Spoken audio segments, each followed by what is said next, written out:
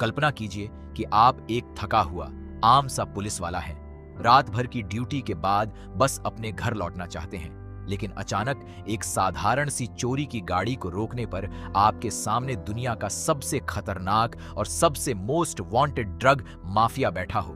वो इंसान जो दो दो बार जेल की सलाखों को तोड़कर फरार हो चुका है। वो इंसान जिसका नाम सुनते ही बड़े बड़े अफसरों की रूह कांप जाती है। अब आप बताइए, ऐसे हालात में आप क्या करेंगे? यही है आज की कहानी, फेसिंग एल चापो की। एक सच्ची घटना पर आधारित एक ऐसी रात की कहानी जो दो मामूली पुलिस वालों की पूरी जिंदगी हमेशा के लिए बदल देती है। तो चलिए शुरू से शुरू करते हैं। कहानी शुरू होती है साल 2016 में, मेक्सिको के सिनालोआ राज्य के लॉस मोचिस शहर में। यहाँ का एक फेडरल पुलिस अफसर है आर्तुरो कार्मोना। आर्तुरो एक ईमानदार, मेहनती और सीधा साधा इंसान है। उसकी पत्नी हाल ही में तीसरी बार गर्भवती हुई है और घर की आर्थिक हालत पहले से ही बहुत तंग है। तनख्वाह इतनी कम है कि 2 वक्त की रोटी का जुगाड़ करना भी मुश्किल हो रहा है। इसीलिए आर्तुरो ने फैसला किया है कि वह ज्यादा से ज्यादा नाइट शिफ्ट किया करेगा, क्योंकि रात की ड्यूटी में थोड़ा ज्यादा पैसा मिलता है। इसी रात उसके साथ ड्यूटी पर है एक नया पार्टनर, हेक्टर रोसालेस, जो हाल ही में आर्तेयागा शहर से ट्रांसफर होकर आया है। आर्तुरो अभी तक रोसालेस पर पूरी तरह भरोसा नहीं करता, क्योंकि पुलिस विभाग में भ्रष्ट अफसरों की कमी नहीं है और आर्तुरो को अभी ठीक से पता नहीं कि उसका यह नया साथी असल में कैसा इंसान है। यह दोनों की दूसरी रात है साथ में काम करने की। दोनों 12 घंटे की लंबी शिफ्ट पूरी कर चुके हैं, बुरी तरह थके हुए हैं और बस अब घर जाने का इंतजार कर रहे हैं। लेकिन तभी उन्हें ऊपर से आदेश मिलता है कि अपनी पोजीशन पर ही रुके रहें, क्योंकि नेवी यानी मैक्सिकन नौसेना किसी बड़े ऑपरेशन में जुटी हुई है। रोसालेस को यह सुनकर बहुत गुस्सा आता है, क्योंकि उसकी अपनी अलग ही योजना थी। वह किसी लड़की से मिलने मोटल जाना चाहता था, लेकिन आर्तुरो को इससे कोई फर्क नहीं पड़ता। उसे बस इतना पता है कि जितना ज्यादा वक्त वह ड्यूटी पर रहेगा, उतना ज्यादा पैसा उसे मिलेगा। थोड़ी देर बाद वायरलेस पर एक सूचना आती है। एक चोरी हुई लाल रंग की फोर्ड फोकस गाड़ी की तलाश जारी है। साल 2005 model, number plate VKW 106। Arturo ध्यान से यह जानकारी नोट करता है, लेकिन उसे शायद ही अंदाजा था कि अगले ही कुछ पलों में वही गाड़ी उसकी आंखों के सामने से गुजरने वाली है। और सच में कुछ ही सेकंड बाद वही लाल गाड़ी उनके सामने से निकलती है। आर्तुरो और रोसालेस तुरंत उसका पीछा करते हैं और ड्राइवर आखिरकार गाड़ी को साइड में रोक देता है। दोनों अफसर धीरे धीरे गाड़ी के पास पहुंचते हैं, यह सोचकर कि यह बस एक आम सी चोरी की गाड़ी का मामला है। लेकिन जब वे अंदर झांकते हैं तो उनके होश उड़ जाते हैं। गाड़ी में बैठे हैं खुद एल चापो यानी जोआकिन गुजमान, दुनिया के सबसे खतरनाक ड्रग माफिया सिनालोआ कार्टेल का मुखिया, और उसके साथ बैठा है उसका सबसे भरोसेमंद और खतरनाक सहयोगी एल चोलो। एल चोलो तुरंत अपने हथियार डाल देता है और पुलिस अफसरों से सहयोग करने की गुजारिश करता है। आर्तुरो और रोसालेस पूरी तरह हैरान और डरे हुए हैं। उन्हें समझ ही नहीं आ रहा कि आखिर करें तो क्या करें। वे रात भर से जागे हुए हैं, थके हुए हैं और अब उनके सामने खड़ा है दुनिया का सबसे मोस्ट वांटेड अपराधी। जब आर्तुरो एल चापो को गाड़ी से बाहर निकलने के लिए कहता है तो एल चापो शांति से एक प्रस्ताव रखता है। वह कहता है कि बस दोनों अफसर उसे चे रियोस नाम की जगह तक पहुंचा दें और बदले में जितने पैसे चाहिए उतने पैसे वह देने को तैयार है। बस एक रकम बतानी है। लेकिन आर्तुरो एक ईमानदार इंसान है, वह साफ इनकार कर देता है। रोसालेस उस वक्त बहुत डरा हुआ है, वह जीना चाहता है। इसीलिए वह सुझाव देता है कि शायद बेहतर होगा अगर वे एल चापो को छोड़ दें और चुपचाप वहां से चले जाएं। लेकिन जल्द ही उसे एहसास होता है कि यह वह रास्ता नहीं है जो आर्तुरो चुनना चाहता है। और आखिरकार अपने डर के बावजूद रोसालेस भी आर्तुरो के फैसले का साथ देने का फैसला करता है। कुछ देर तक आर्तुरो यह बात छुपाए रखता है कि उसने एल चापो और एल चोलो को हथकड़ी लगाकर अपनी गाड़ी की पिछली सीट पर बिठा रखा है। उसे सोचने के लिए थोड़ा वक्त चाहिए। वह अपने बॉस वल्लादारेस को फोन लगाता है, लेकिन कोई जवाब नहीं आता। आखिरकार उसे खुद ही फैसला लेना पड़ता है कि आगे क्या करना है। उसे डर है कि अगर वे एक ही जगह पर रुके रहे तो एल चापो के आदमी जल्द ही उन्हें ढूंढ निकालेंगे। इसीलिए वह तय करता है कि उन्हें लगातार चलते रहना होगा। और शायद सबसे अच्छा विकल्प यही है कि एल चापो को किसी स्थानीय मोटल में छुपा दिया जाए। रास्ते में उनका सामना एल चापो के कुछ डिलीवरी बॉयज यानी छोटे गुर्गों से होता है, जो अपने बॉस को छुड़ाने की कोशिश करते हैं, लेकिन आर्तुरो और रोसालेस मुकाबला करते हुए उन्हें मार गिराने में कामयाब होते हैं। यह देखकर एल चापो धमकी देता है कि आगे और भी ज्यादा लाशें गिरेंगी, और अगर वे यह खून खराबा रोकना चाहते हैं तो उन्हें 15-15 मिलियन डॉलर लेकर उसे 6 रियोस पहुंचा देना चाहिए। रोसालेस के मन में एक पल के लिए यह ख्याल आता है कि शायद पैसे ना लेना एक बड़ी गलती हो रही है, लेकिन कमांडर आर्तुरो इस जाल में फंसने से साफ इनकार कर देता है। वह जानता है कि अगर उसने एक बार यह रिश्वत ले ली तो वह हमेशा के लिए मुसीबत में फंस जाएगा।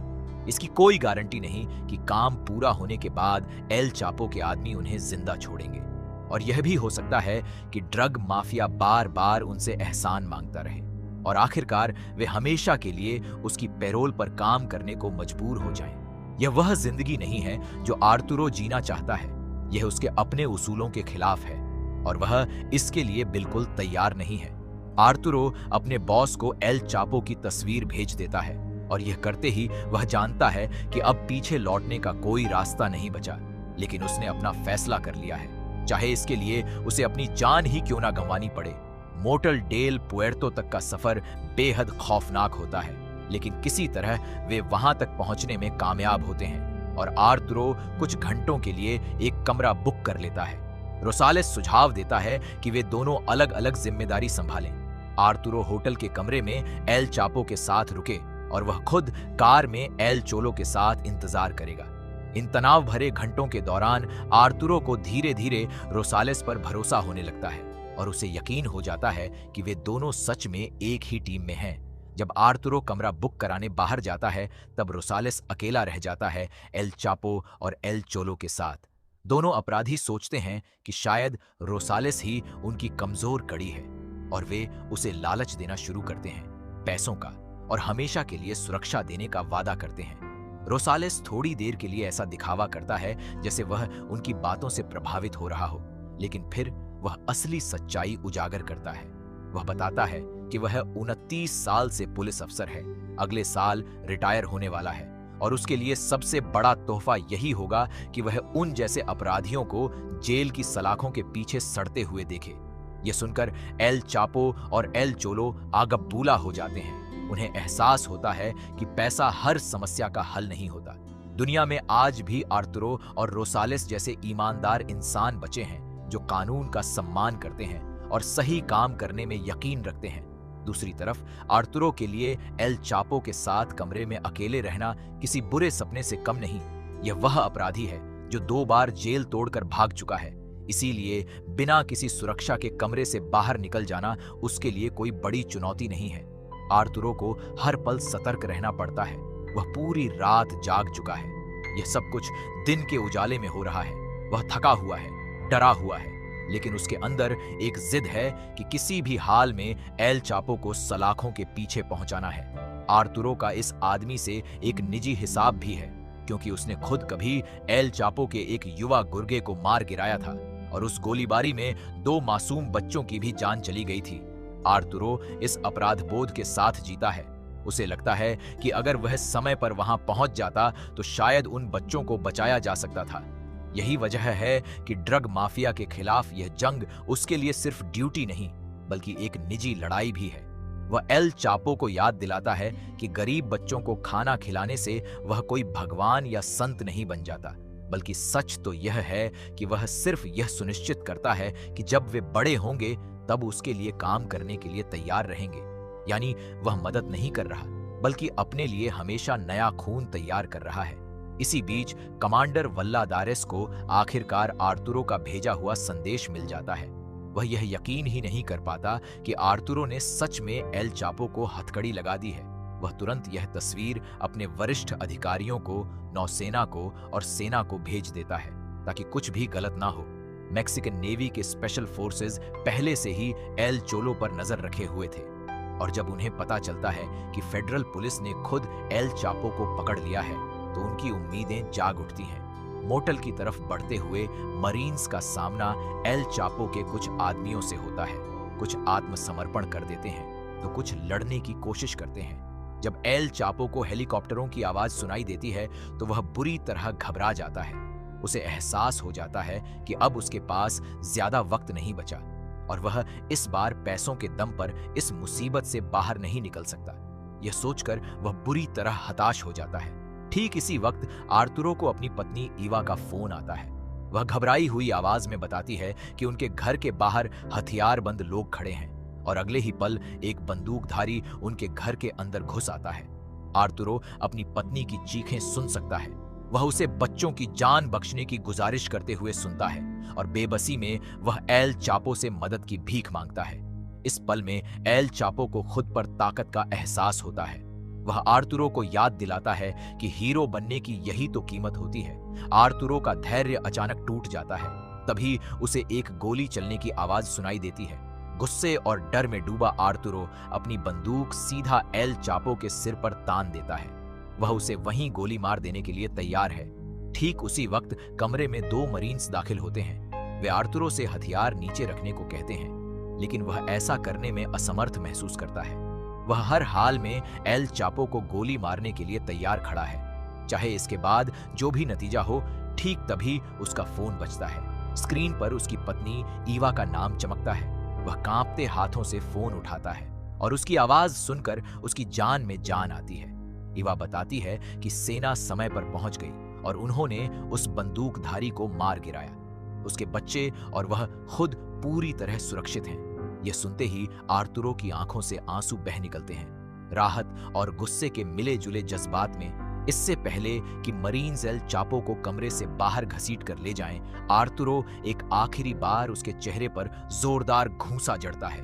यह घूंसा उस पूरे दर्द, उस पूरे खौफ का बदला है जो उस ड्रग माफिया ने उसे और उसके परिवार को दिया। आर्तुरो राहत की सांस लेते हुए कमरे से बाहर निकलता है। उसके चेहरे पर एक अजीब सा सुकून है, क्योंकि आखिरकार उसने दुनिया के सबसे खतरनाक अपराधियों में से एक को अपने हाथों से गिरफ्तार कर लिया है। वहीं दूसरी तरफ कार में बैठा रोसालेस एल चोलो के साथ अकेला जूझ रहा होता है। एल चोलो लगातार उसे धमकाता रहता है कि वह और आर्तुरो बहुत बड़ी गलती कर रहे हैं और एक दिन उन्हें इसकी बहुत बड़ी कीमत चुकानी पड़ेगी। रोसालेस किसी तरह उसकी बातों को नजरअंदाज करने की कोशिश करता है, लेकिन आखिरकार यह दबाव उसे भी परेशान करने लगता है। ठीक उसी वक्त अचानक कोई उसके सिर पर बंदूक तान देता है। रोसालेस पूरी तरह जम जाता है और यहां तक कि एल चोलो को भी लगता है कि शायद उसका ही कोई आदमी उन्हें बचाने आ गया है, लेकिन असलियत में यह शख्स निकलता है बर्राजा, एक अंडरकवर पुलिस अफसर जो लॉस मोचिस में रोसालेस को देखकर खुद हैरान रह जाता है। बर्राजा तुरंत उसकी मदद के लिए आगे आता है। दोनों मिलकर दुआ करते हैं कि बैकअप उनसे पहले वहां पहुंच जाए, न कि कार्टेल के आदमी। जब आखिरकार मरीन्स मोटल पहुंचते हैं तो रोसालेस बेहद राहत महसूस करता है और एल चोलो को उनके हवाले कर देता है। वह मन ही मन बर्राजा का शुक्रिया अदा करता है जिसने उस नाजुक पल में उसका साथ दिया। कमांडर वल्लादारेस को आर्तुरो और रोसालेस दोनों पर बेहद गर्व महसूस होता है। वह आर्तुरो को यकीन दिलाता है कि अब उसके परिवार की सुरक्षा सेना के हाथों में है, उसे कुछ भी चिंता करने की जरूरत नहीं। लेकिन जब वाइस एडमिरल ओर्तेगा वल्लादारेस को बताता है कि अब नौसेना एल चापो और एल चोलो को अपनी हिरासत में लेगी और उन्हें तुरंत जगह खाली करनी होगी, तो वल्लादारेस को यह बात नागवार गुजरती है। वह खुद को एल चापो के साथ हथकड़ी लगा लेता है और वाइस एडमिरल को साफ याद दिलाता है कि उसे पकड़ने का श्रेय नौसेना का नहीं बल्कि फेडरल पुलिस का है। इसीलिए यह सही होगा कि वे साथ मिलकर राष्ट्रपति के हैंगर तक जाएं और इस गिरफ्तारी की रिपोर्ट करें। ओर्तेगा को उसकी बात माननी पड़ती है और वल्लादारेस उसी हेलीकॉप्टर में सवार हो जाता है ताकि कोई भी यह ना भूले कि इस ऐतिहासिक गिरफ्तारी में फेडरल पुलिस ने कितनी अहम भूमिका निभाई थी। इसके बाद कहानी हमें बताती है कि आगे क्या हुआ। एल चापो को आखिरकार अमेरिका प्रत्यर्पित कर दिया जाता है, जहां वह कोलोराडो की सबसे high security jail ADX Florence में 30 साल की सजा काट रहा है।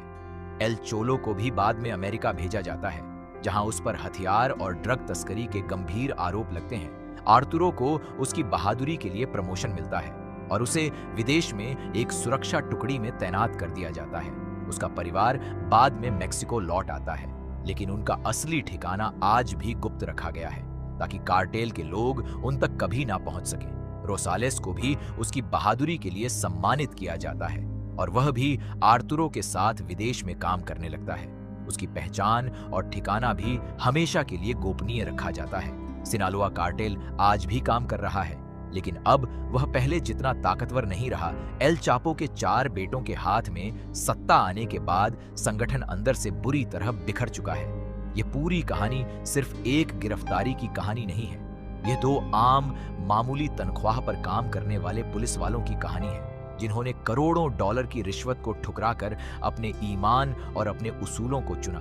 यह कहानी दिखाती है कि जब सामने मौत खड़ी हो, पैसों का पहाड़ लालच दे रहा हो और अपना पूरा परिवार खतरे में हो, तब भी कुछ इंसान सही और गलत के बीच सही रास्ता चुनने की हिम्मत रखते हैं। यही असली बहादुरी है और यही वजह है कि यह सच्ची घटना आज भी लोगों के दिलों में गूंजती है।